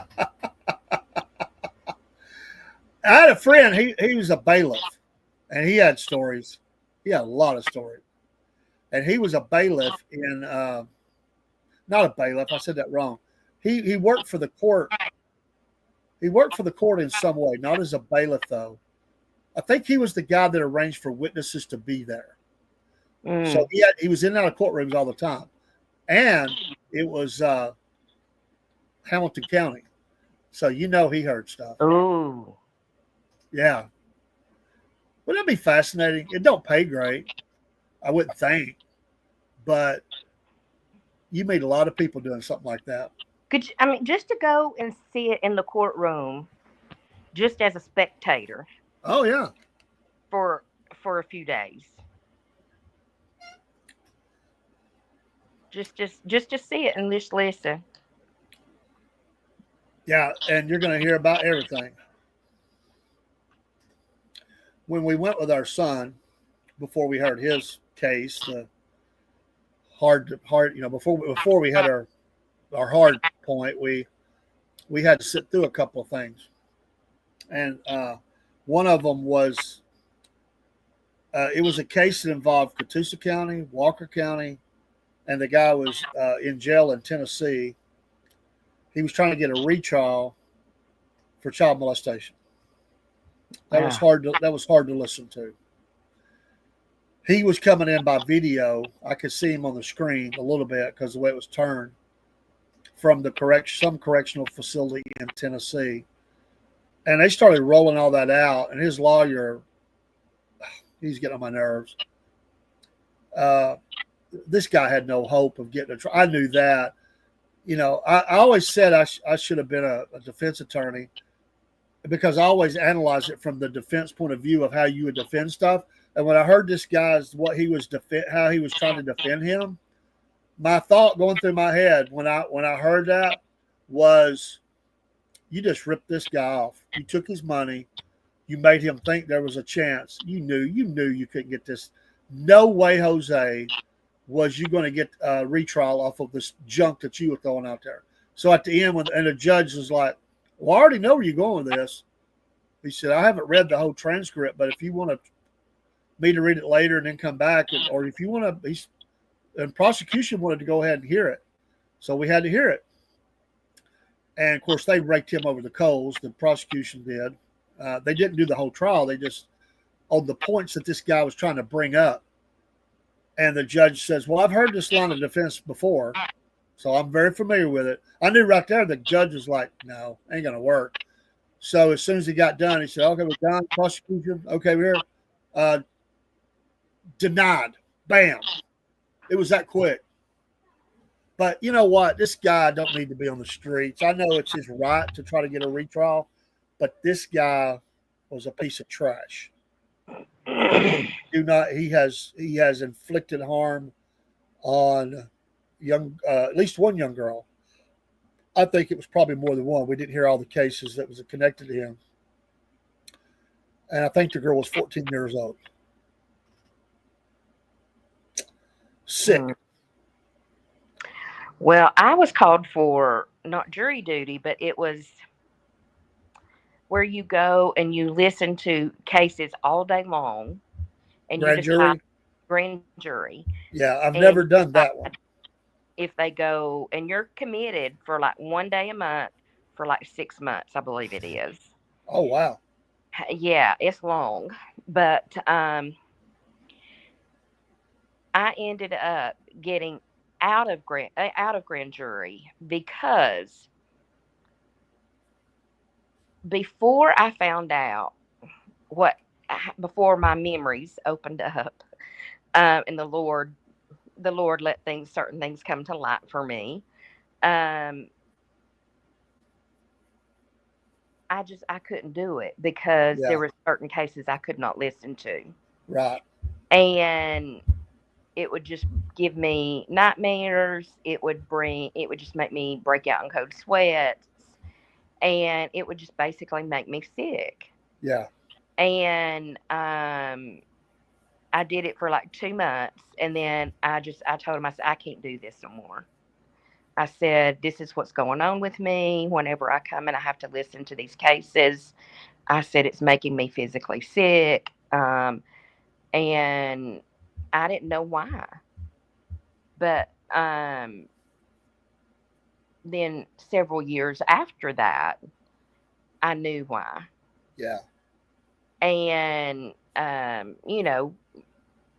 that's my story. I don't care to share my story. Yeah. The Lord tells me to share my story whenever I can.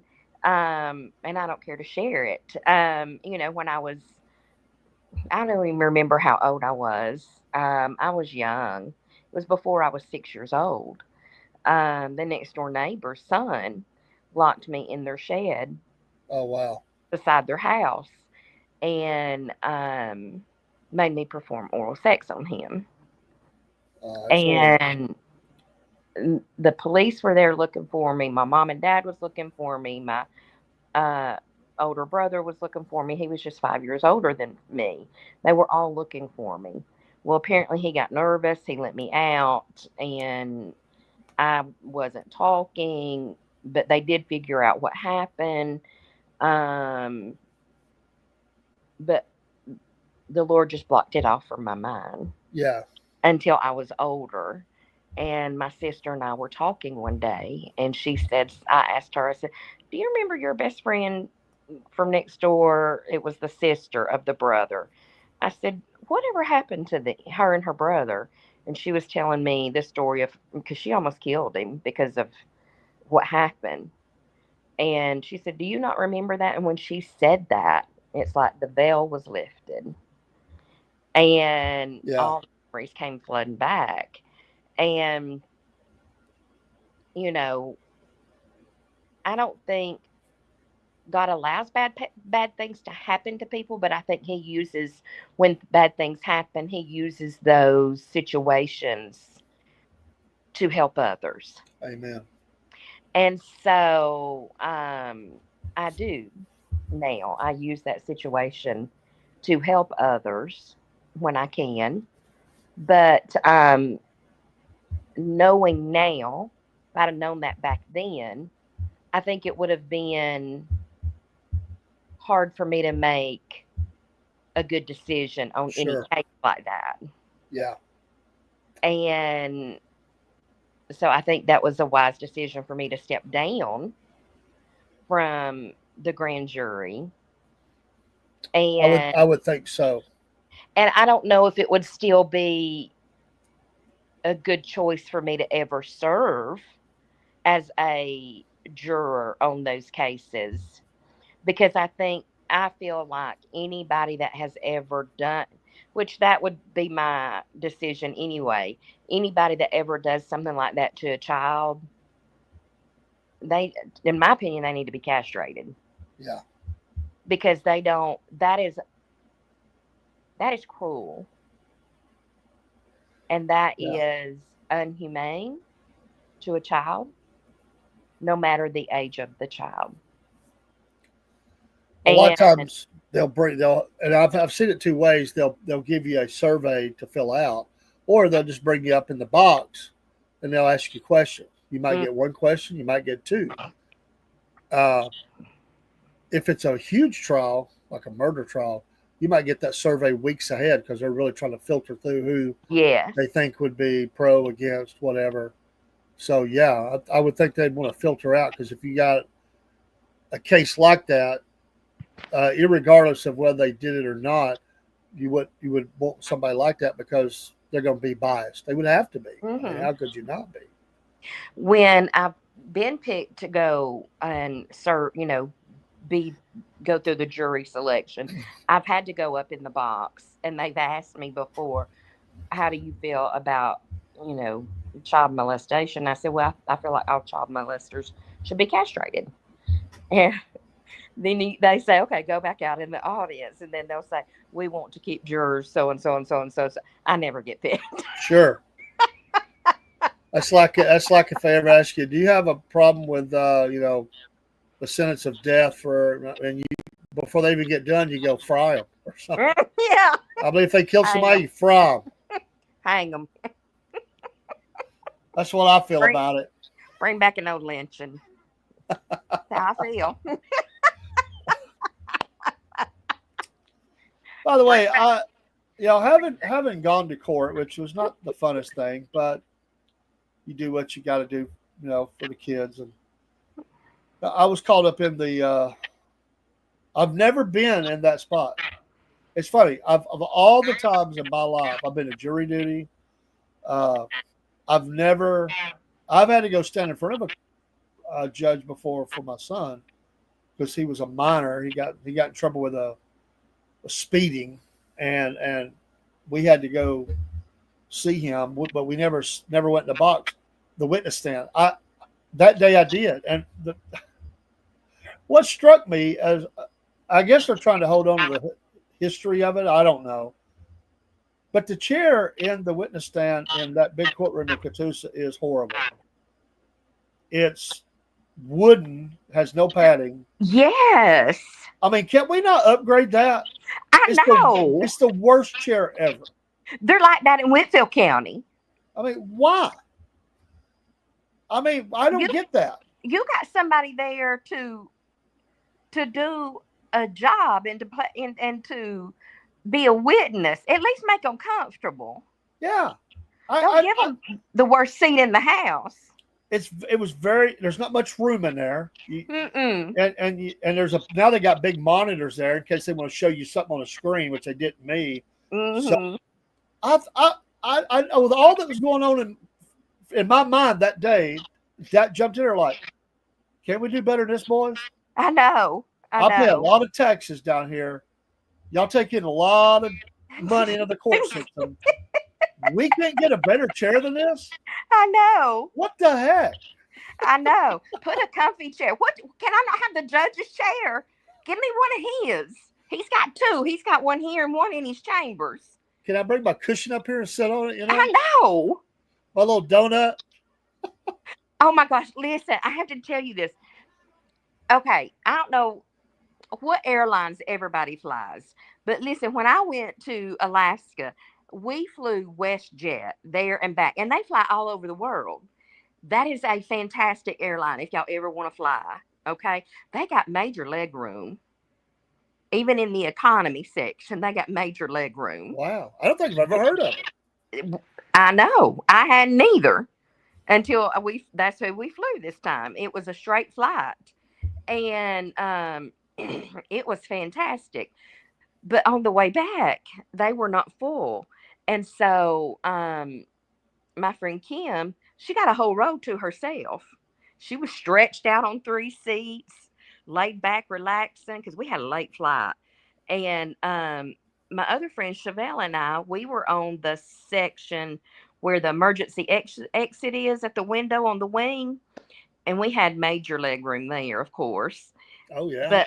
But listen, the seats were, the padding in those seats for everybody, because that's where everybody wants to sit because it's got a lot of leg room.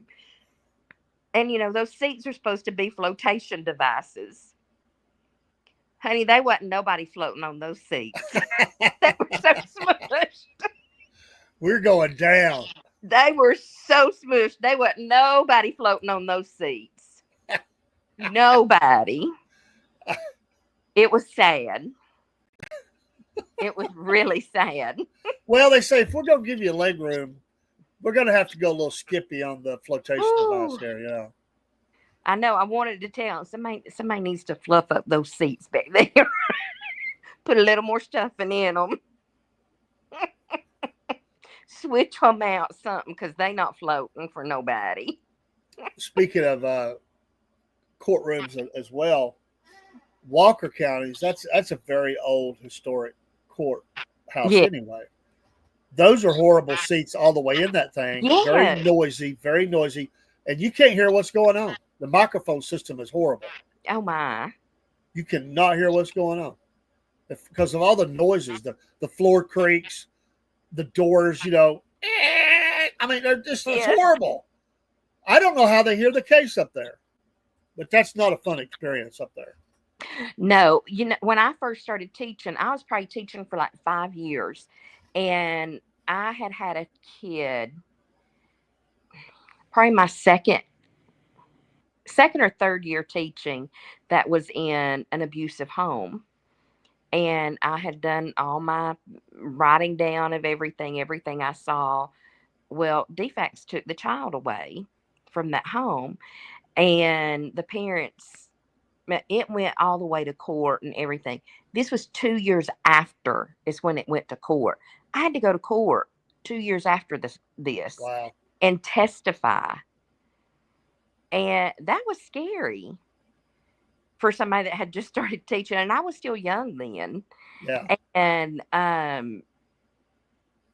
luckily I had all my notes and everything and could, go back and look. But to sit there and face that parent that their child got taken away, but it was their fault because they were abusing that child. But yeah, that was scary. And I don't have any validation on this other than my own personal opinion. It's a little scary, and it's just nothing shot at anybody that works in the court system. But it's a little concerning. Sometimes the local courts are not very good. The judges they're biased. They make mistakes.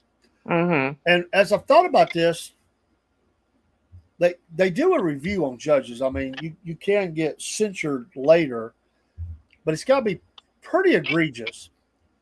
Most cases will never make it to the state Supreme Court. It takes years to even get a case there. Yeah. And TV makes us look like it all happens in a week or two. It takes years for cases to make their way through the system. That's even if it gets there, if they'll even hear it and make a ruling on it. And they know that. They know the likelihood is they're not going to get in any trouble. So they do have a lot of power in that courtroom. Even if they give them a warning, like you should have done this here, that there, it's way after the fact. And it's not enough for them to grant a new trial, but it's obvious that they've made rulings that were not correct. Yes. And a good example of that is the Tanya Craft trial, if you remember that with the teacher at Catoosa. Yes. That trial, now, there's people on both sides of that at the time. It was very obvious that the judge, who I won't name, he's still on the bench, was making favorable rulings to the prosecutors that he didn't afford the out-of-town lawyer that was hired to come in, and he was very good in his field, and he won the case. But they gave him down the road. They leaned on him hard. They gave him no leeway. They gave the prosecutors time. He challenged all that, but they didn't listen. But he won the case. Wow. But it was bad small town justice on display. My opinion. And it's concerning. It's concerning to me. If you don't have the money to go get a really good lawyer, they are worth the money they're paid if you can do it. Yeah. If you're having to do court appointed, this is nothing against court appointed attorneys. I know some, and they do what they can, but they're overloaded with cases. They are. But because they don't have money for expert witnesses or DNA study or whatever, it's stacked against you. It really is. I mean, I have to say, justice is not blind in America. If you've got dollars, you've got money, not every time, but most of the time, you can either get it reduced or totally get out from underneath it if you have the money. And that's sad. And that's why the jails are filled with very poor people who can't afford that. And they just don't have any way to try to even get legal stuff done. They try to figure it out what they can on their own. But there is truth in that when people say that.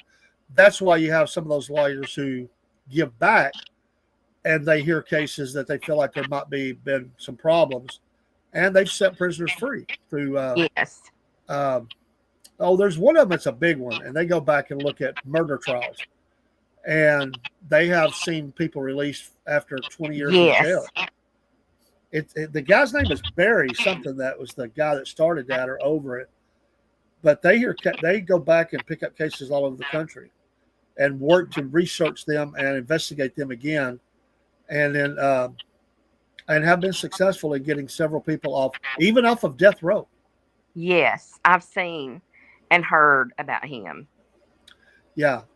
So that's the scary part is when you walk in that courtroom and let's go a little further with that, not to be mean. Sometimes jurors are not very smart. No, they're not. I mean, they're dumb as the day is long, and they should have never been on a jury. They have no idea even how to take evidence and have some sort of rational idea of how to even put that in importance. And they're not smart. And that's the people that's why a lot of people I think do. They'd rather have a judge instead of a jury. It can work both ways. Sometimes a jury is beneficial, but if you got a bunch of idiots who will just go, I want to get out of here for lunch. I think they did it. Everybody agree? Did it? That's what I'm afraid of, that they don't sit there and do their due diligence to go through the evidence and try to really piece the case together as they heard it, as they understand it. Yeah. That don't happen. Don't happen. Well, and the sad part of that is, and this is what it all goes back to, unfortunately, education. Yes. It really does. Because education is dumbing down our students. And it's not that really education is. It's that computers, gaming systems, tablets, all of that is. Because kids are not having to use their brains anymore. They're depending on the computer, the phone, the tablet, and everything else to do everything for them. And it's wrong. I was reading something the other day where Sweden is taking computers out of the classrooms and they're going back to book learning. Awesome. I heard that. Because they have discovered that kids are not learning as well on the computers as what they were doing with book learning. Well, we have a generations of kids now that they can't write in cursive. They don't know how to use critical thinking skills. Nope. They can't do basic math sometimes, even in their head or even with a pencil. Their vocabulary is smaller. They don't have the vocabulary they should have. It's very basic and it's very slang. They don't know how to put sentence structure together. They don't know how to fill out a resume. They don't know how to do a bank, balance a checkbook, start a bank account. They have no idea how to do any of those things. They don't know anything about credit. They don't know, when I was teaching second and third grade, I was still, and this was just 3-4 years ago, still in Atlanta, I was still teaching cursive writing. And my principal was like, why are you teaching them this? Because they need it. Yeah. And he says, well, it's not part of the curriculum. If you're going to make copies, you need to go somewhere else instead of doing it here. I said, no, I'm making it here and it's going to be okay. I bought the paper and y'all going to let me make the copies. It's going to be okay. Good for you. Because they need it. They need to be able to sign their name. They need to be able to read things in cursive because all of our ancient documents, the Declaration of Independence, all of that is in cursive. They need to be able to read it. And I'm going to do it this year and next year. And you're going to be okay with it. So I just went ahead and made my copies. There you go. But, there's teachers that won't stand up for themselves and do that. Yeah. But now then it's mandatory in the state of Georgia that they have to be taught cursive. That's great. That is put back in the curriculum. And It's so beautiful writing. It's absolutely beautiful. it is. It is. And but we used to have in high schools, we used to have classes like home ec and things like that. They don't have that anymore. And it needs to be brought back. Just like shop, just like mechanics, just like all of that needs to be brought back, because kids, not all kids are made for college. No. Some kids need to go to trade schools. Well, And and I'm fully supportive of, and not every school has it, but a lot of the high schools have those programs where they teach them how to wash clothes. They yeah, even bring their clothes to school and wash them. They may not have a washer at home. mm-hmm. Our company has donated washing powders and stuff for these programs. Oh, see, Uh, that's they wonderful. learn how to sew. All this stuff Hmm. that they just never were taught. See, They that help was them. taught in They high help school them get a when I prom was in high dress or school. something like that. What would you say? That was taught in home ec when I was Oh in high yeah, school. That it yeah. taught how to cook, taught how to balance a budget, taught all of that stuff was taught in home ec. I went down that day and we did a tour. I don't know if they're doing it anymore, but I didn't get to go to every meeting, but I submitted my resume for it and was selected to go around, and we got introduced to a lot of stuff in the school system. That was probably the one that got me the most, because standing there in that room and realizing that there's that many kids that can't wash their clothes at home, that they got to come to school and do it, that'd break your heart. Yes. Now anybody can go through a bad time for a week or so, and it's expensive. Let's be honest, it's expensive to wash clothes. Yes. It's not cheap, but we're not talking about one or two. We're talking about a whole bunch of kids that this is a lifeline for them. Yeah. They're getting the basic necessities of life Hmm. to take home. And it gives them a confidence now and encouragement that I can finish school. Because a Yeah. lot of them just feel like dropping out. They're ashamed. But see, what other people don't understand either is that, you know, they don't produce many basic washers and dryers anymore. Yeah. Just the basic with just regular knobs. They don't produce those hardly anymore. Yeah, which is And all they you need, need. and they need to. They need to go back to that instead of all these smart machines and everything. I have a basic washer and dryer and I love it. It's a top load and front load dryer, and you just switch that little knob to 80 minutes or 60 minutes and push start, and you're done. I'm That's done. all you need. And I used to have a smart washer and dryer. I don't want it. I don't want it anymore. Yeah. I'd rather, when I moved up here, um, to my house up here, the washer and dryer in it was just the basic, and I was so thankful, that Bruce left that one up here. He didn't instruct anybody to sell it or anything, Yeah. um, because that's what I was going to get me, was just the basic washer and dryer. But still, those are $400 and $500 a piece. Yeah. Used to, you could go get all that for $400 or $500 for both. Yes. And now it's a lot. That's why the secondary market's so good. People are buying them used.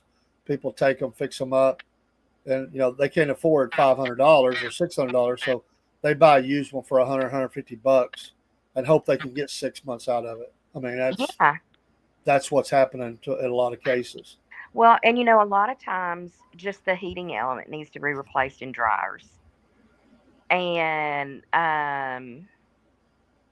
Hot Point has a set $1,000 for both, but that's still crazy, Jen. Yeah, I mean, it's $1,000 crazy high. for both, that's crazy for just a basic washer and dryer. Yeah. Again, some of these are coming out of tough situations. The money's just not there.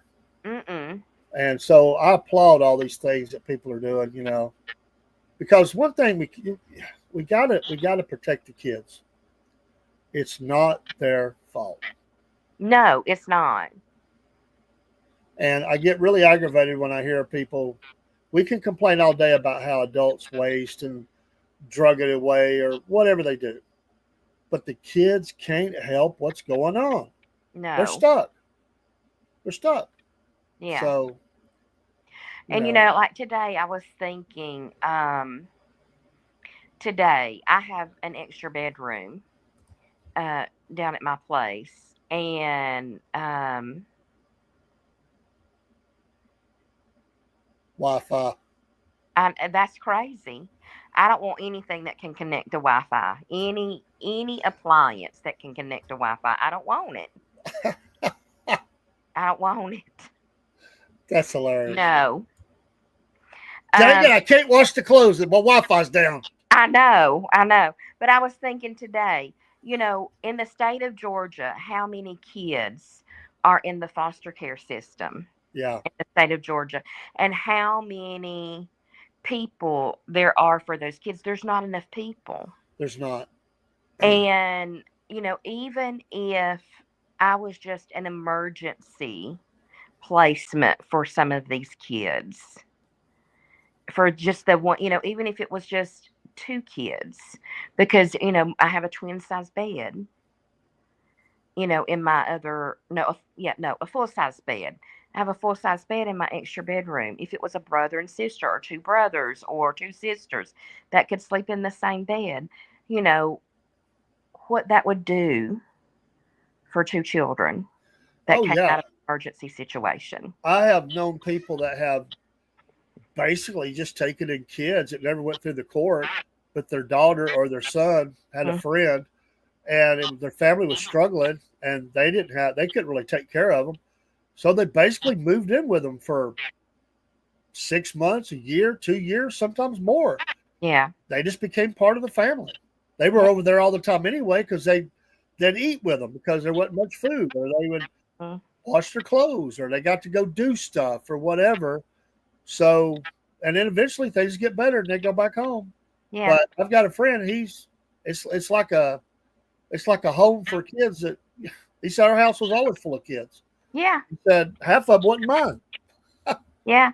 He said we just treated them like they were ours, but and the parents knew where they were at. They just they honestly were relieved. They couldn't take care of them. Yeah. Well, that was like when I was growing up. I was either at my house, my friend Becky's house, or my friend Cindy's house. We were all 3. That's where we were. My house, Cindy's house, or Becky's house. And if I was eating at Becky's house, I'd call my mom and daddy. Mom, I'm eating at Becky's house tonight. Or if I was eating at Cindy's house, I'm eating at Cindy's house tonight. And they was the same when they were at my house. I'm eating at Elizabeth's house tonight. And all of our parents were okay with that. Yeah. Because we saw each of our parents as an extra set of parents. It's a great thing to have. That's why community is so important. So Yeah. important. And even like when I see my friend Cindy, I see her mom, I still call her mom. Yeah. Oh yeah. Because she's like another mom. Because and kids need that. They sure need that. And Absolutely. I think that's what's wrong with society today is they don't have that. They don't have that other. They don't have those other. I don't remember who said this, but somebody said it takes a village to raise a kid, and it does. It does. And people don't have that village anymore. Yeah, and you're all looking out for the kids. You don't worry. Yeah. I've had 2 that we're fixing to get off here, but I've had 2 that have adopted me as a grandpa. I love them, love my heart.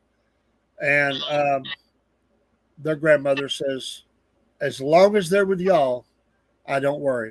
Yeah. They're welcome to go anywhere y'all go because I know that you lay down your life to defend them. I say, absolutely. Exactly. Any kid in my, or if I even saw a kid, it doesn't have to be my care. I would stop somebody from hurting that kid with my very life. I had a friend take in a daughter's friend. She was part of their family. Yeah, Yeah. you got to do it. You just got to do it. And that'll make all the difference in that person's life as they're growing up. Mhm. And I believe that type of person will do that same thing when they get older and have a family.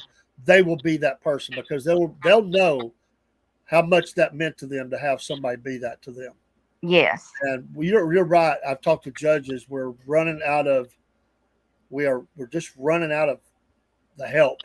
It's a real problem, and there's a lot of kids in trouble. Hey, Miss Elizabeth, I've enjoyed it tonight. I know it's 10 o'clock, and I'm sure you're ready to go. And folks, thanks for being here. Your support of the Southern Fried. Have a great Monday night. Won't be on in the morning. I've got to be at the precinct by 5:30. But I probably will come on for a little bit when I get home tomorrow night, and then regular programming the rest of the week. This weekend, don't forget, I'll be in Camilla with Rob, and we're going to do that festival and have some fun. And I'll see if I can't aggravate him to death. So Have a good one, Miss Jenna. yeah, have a good one. Good night, everybody. Miss Elizabeth, thank Good you so night. much. Thank you. Good night. We'll go out with some music. I'll drop us down, and we'll let you get out of here. You enjoy your evening. Thank you. You So here too. it is. Find that song. All right. Take care. Bye, y'all. Mama said there would be days like this when Dave and Rob start to show. There is bound to be some good times had by those who remember what Mama said. Mama said is the name of the game, and what Mama says is what Mama gets from the SFP studios. Mama is right and always right. We hold our flags high as we march to the tune of her music, because Mama said is the name of the game.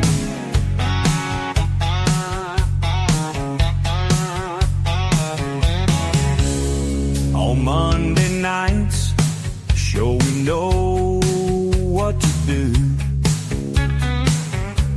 and what to say, because we love our mamas, and that's the fact, Jack. Mama said is the name